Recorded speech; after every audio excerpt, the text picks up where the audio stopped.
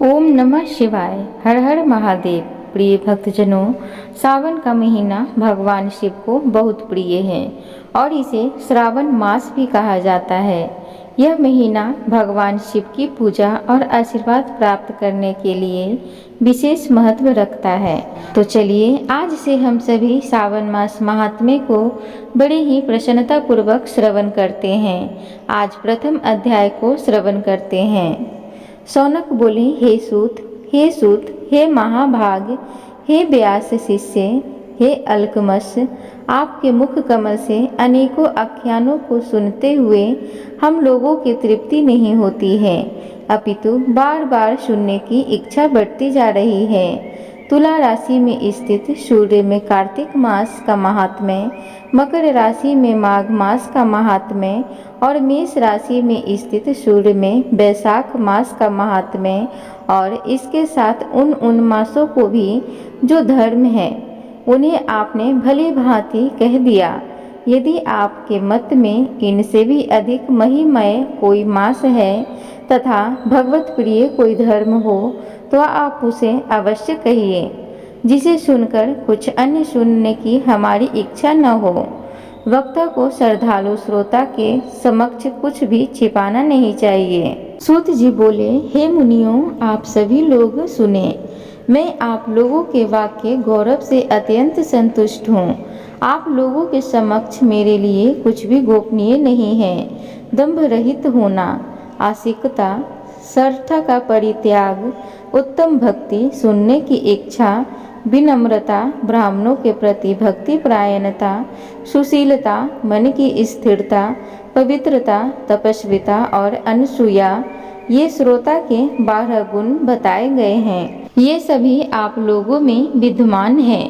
अतः मैं आप लोगों पर प्रसन्न होकर उस तत्व का वर्णन करता हूँ। एक समय प्रतिभाशाली सनंत कुमार ने धर्म को जानने की इच्छा से परम भक्ति से युक्त होकर विनम्रता पूर्वक ईश्वर भगवान शिव से पूछा।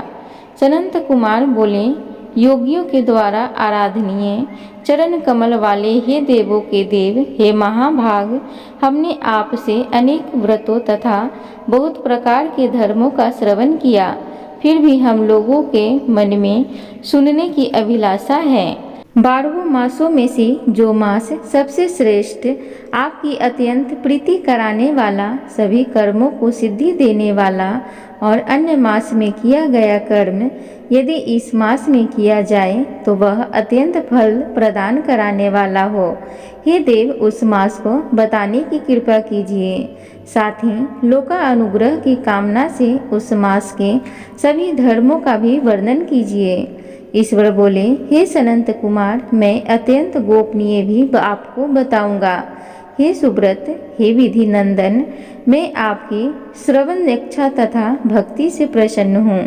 12 मासों में श्रावण मास मुझे अत्यंत प्रिय है। इसका महात्म्य सुनने योग्य है, अतः इसे श्रावण मास कहा गया है। इस मास में श्रावण नक्षत्र युक्त पूर्णिमा होती है, इस कारण से भी इसे श्रावण कहा गया है।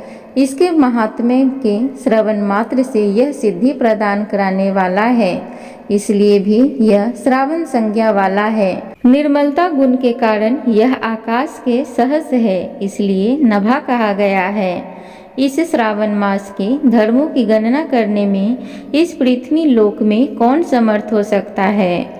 जिसके फल का संपूर्ण रूप से वर्णन करने के लिए ब्रह्मा जी 4 मुख वाले हुए, जिसके फल की महिमा को देखने के लिए इंद्र 1000 नेत्रों से युक्त हुए और जिसके फल को कहने के लिए शेषनाग 2000 जिह्वाओं से संपन्न हुए।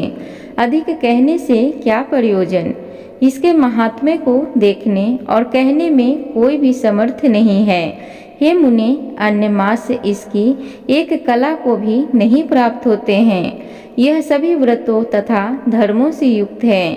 इस महीने में एक भी दिन ऐसा नहीं है जो व्रत से रहित दिखाई देता हो।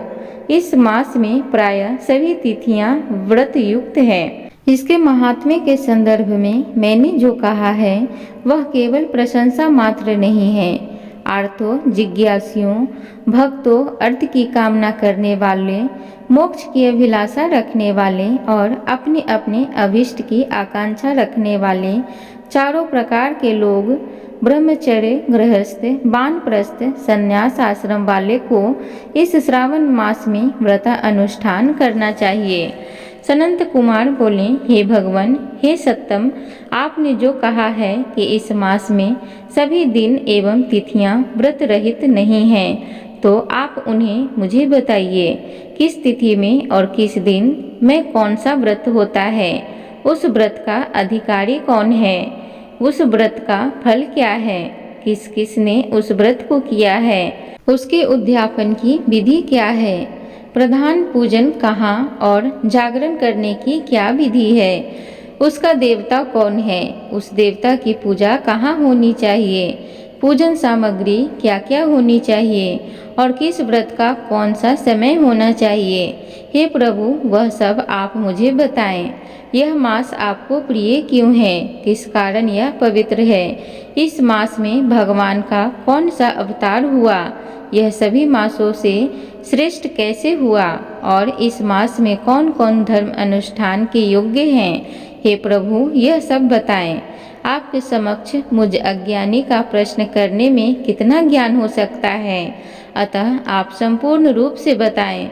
हे कृपालो, मेरे पूछने के अतिरिक्त भी जो जो शेष रह गया हो उसे भी लोगों के उद्धार के लिए कृपया करके बताएं। रविवार, सोमवार, भौमवार, बुधवार, बृहस्पतिवार, शुक्रवार और शनिवार के दिन जो करना चाहिए, हे विभो, वह सब मुझे बताइए। आप सबके आदि में अभिभूत हुए हैं, अतः आपको आदि देव कहा गया है। जैसे एक की विधि बाधा से अन्य की विधि बाधा होती है, वैसे ही अन्य देवताओं के अल्प देवत्व के कारण आपको महादेव माना गया है।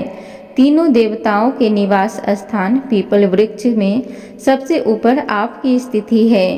कल्याण रूप होने के कारण आप शिव हैं और पाप समूह को हरने के कारण आप हर हैं। आपके आदि देव होने में आपका शुक्ल वर्ण प्रमाण है, क्योंकि प्रकृति में शुक्ल वर्ण ही प्रधान है, अन्य वर्ण विकृति है।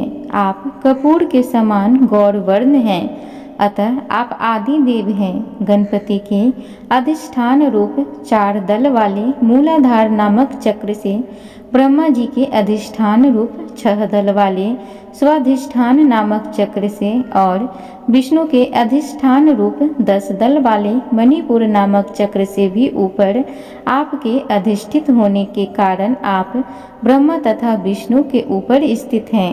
यह आपकी प्रधानता को व्यक्त करता है। हे देव, एकमात्र आपकी ही पूजा से पंचायतन पूजा हो जाती है, जो कि दूसरे देवता की पूजा से किसी भी तरह संभव नहीं है। आप स्वयं शिव हैं। आपकी बाईं जांघ पर शक्ति स्वरूपा दुर्गा, दाहिनी जांघ पर गणपति, आपके नेत्रों में सूर्य तथा हृदय में भक्तराज भगवान श्री हरि विराजमान हैं। अन्न के ब्रह्मा रूप होने तथा रास के विष्णु रूप होने और आपके उसका भोक्ता होने के कारण, हे ईशान, आपके श्रेष्ठत्व में किसे संदेह हो सकता है? सबको विरक्ति की शिक्षा देने हेतु आप शमशान में तथा पर्वत पर निवास करते हैं, ऐसा महर्षियों ने कहा है। जगत का संहार करने वाले हलाहल को गले में किसने धारण किया? महाप्रलय की काल अग्नि को अपने मस्तक पर धारण करने में कौन समर्थ था?